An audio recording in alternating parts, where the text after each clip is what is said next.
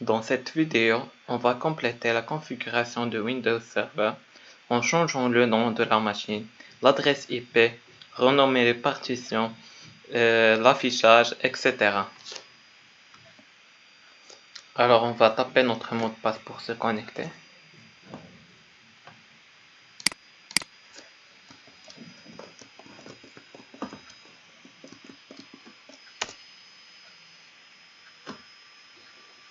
Bon, on va commencer par le changement du nom de la machine. Pour faire ça, on va cliquer sur le gestionnaire du serveur, serveur local.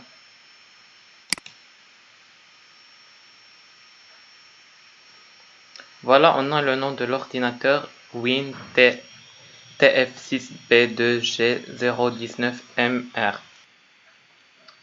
C'est un nom par défaut. On va cliquer sur ce nom, puis modifier, et on va taper un nouveau nom. Par exemple, WinServer G7. Puis on va cliquer sur OK.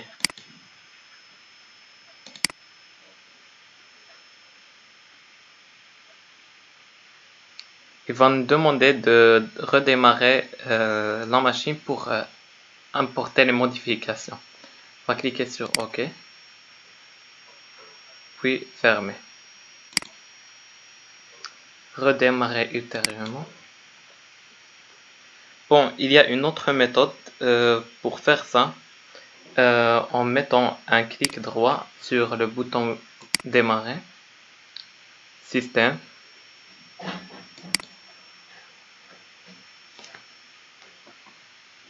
modifier les paramètres. Voilà, c'est notre nom de l'ordinateur. Il va se changer après le démarrage de cet ordinateur.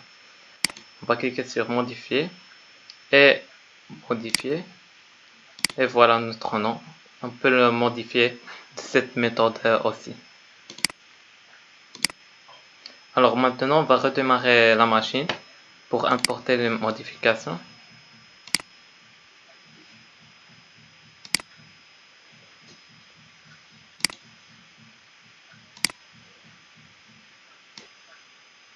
Et voilà, on a redémarré la machine.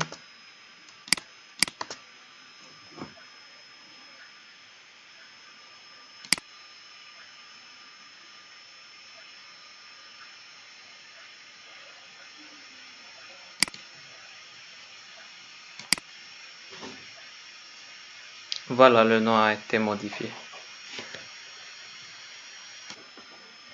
Bon, maintenant on va changer l'adresse IP. Pour faire ça, on va revenir au gestionnaire du serveur, une autre fois, serveur local et Ethernet. On va cliquer sur Ethernet, propriété, protocole Internet version 4, IPv4. Voilà. Notre machine maintenant obtient des adresses IP automatiquement, mais on va utiliser des adresses IP personnalisées. Pour faire ça, on va cliquer sur cette option utiliser l'adresse IP suivante et on va donner une adresse IP pour notre machine, par exemple 192.168.1.1. Le masque de sous-réseau est par défaut et on va cliquer sur OK.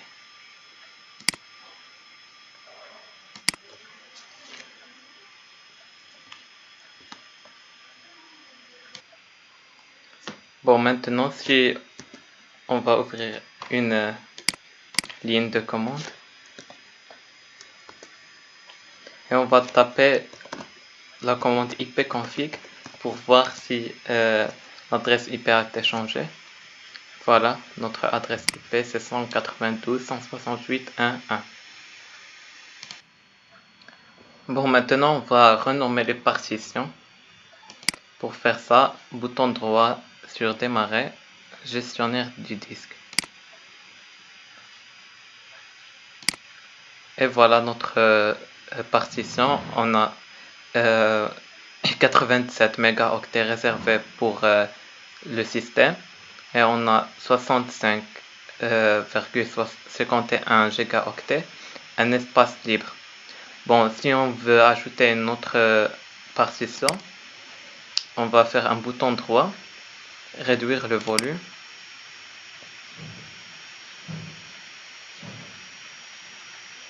Et on va réduire le volume. Par exemple, on va faire 33.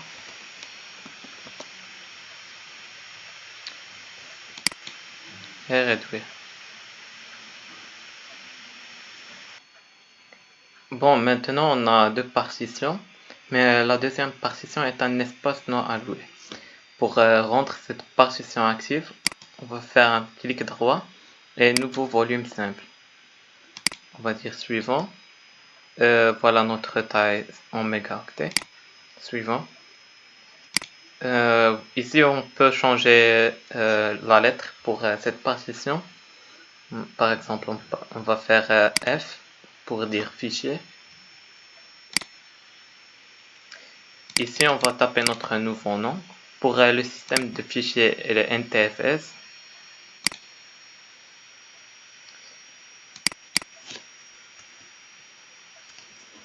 on va dire par exemple fichier. Suivant et terminé. Maintenant, on a deux partitions.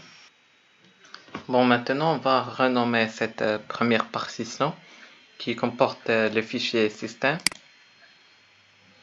propriété.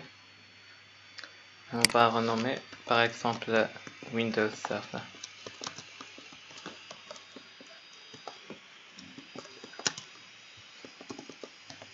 Système. Et ok, voilà, notre nom a été changé. Bon, maintenant on a terminé la gestion des disques. Et maintenant on va configurer l'affichage et la résolution de la machine virtuelle. Alors pour faire ça, on va revenir sur le bureau, un clic droit, résolution de l'écran. Voilà la résolution. On va agrandir la résolution un peu. On va faire par exemple 1280-1024 et OK. Voilà, conserver les modifications. On peut également choisir un thème, rendre le texte et d'autres éléments plus petits ou plus grands. Voilà, modifier l'arrière-plan du bureau. Et on va choisir par exemple la couleur unie. On peut changer une couleur. Par exemple cette couleur. Et enregistrer la modification. Bon, on a terminé cette vidéo qui concerne la configuration basique de Windows Server.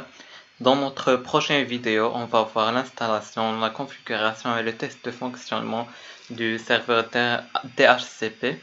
J'espère que vous avez apprécié cette vidéo et au revoir.